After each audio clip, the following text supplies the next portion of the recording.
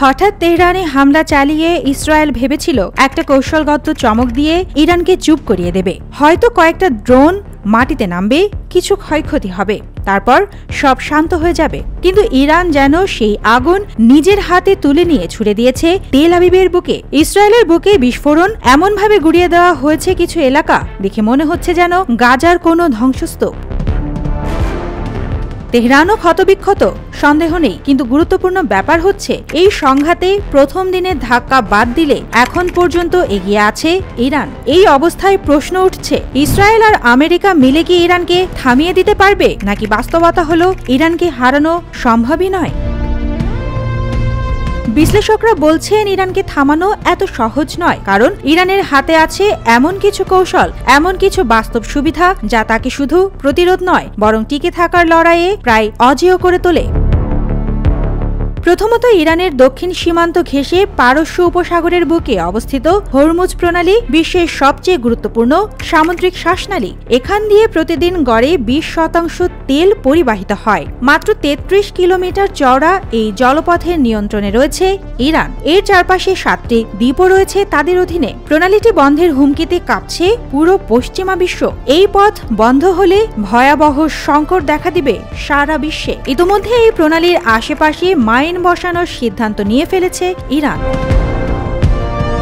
আর দ্বিতীয় যে কারণ, সেটা হলো ইরানের ভৌগোলিক অবস্থান। ইউরোপ, এশিয়া আর আফ্রিকার সংযোগ স্থলে এই দেশ। দক্ষিণে পারস্য উপসাগর আর উত্তরে কাস্পিয়ান সাগর। এক কথায় 3 দিক থেকে সংযুক্ত এমন একটি অবস্থান যাকে সামরিক দিক থেকে বাদ দিলে কূটনৈতিকভাবে এড়িয়ে যাওয়া অসম্ভব। তৃতীয়ত, ইরানের নিজস্ব ক্ষেপণাস্ত্র ও ড্রোন শক্তি। ব্যালিস্টিক মিসাইলের রেঞ্জ 2000 কিলোমিটার ছাড়িয়ে যায়, যেটা শুধু ইসরায়েল নয়, ইউরোপের ভেতরও আঘাত হানতে পারে। আর ড্রোন প্রযুক্তিতে ইরান এতটাই এগিয়ে গেছে যে রাশিয়াও তাদের ড্রোন ব্যবহার করছে ইউক্রেন যুদ্ধে।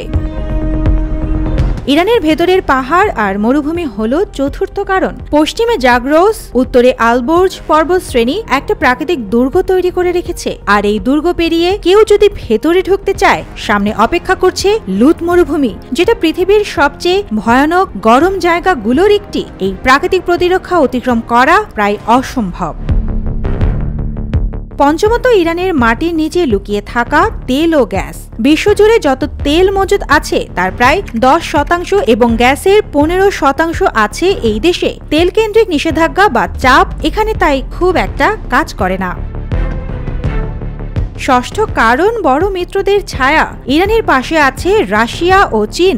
একদিকে রাশিয়া সামরিক সহায়তা দিচ্ছে, অন্যদিকে চীন আছে কূটনৈতিক ও বাণিজ্যিক চুক্তিতে। এই দুই পরাশক্তি সরাসরি যুদ্ধে জড়াবে না ঠিকই, কিন্তু ইরানকে একা হতে দিচ্ছে না। আর সবশেষে ইরানের সবচেয়ে বিপজ্জনক কৌশল, প্রক্সি যুদ্ধ।